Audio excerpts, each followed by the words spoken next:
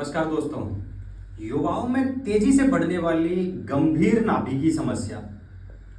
जिन साहब को आप देख रहे हैं इनका नाम संजय है।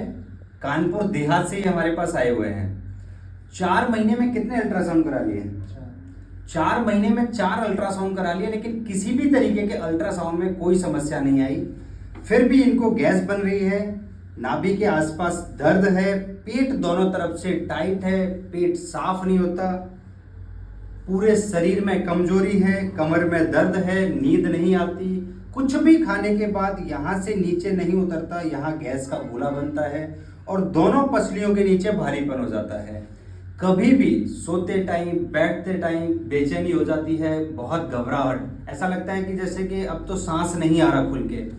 दोस्तों, युवाओं में तेजी से ये समस्या बढ़ रही है और इस समस्या की मुख्य वजह है नाभि का खिसकना।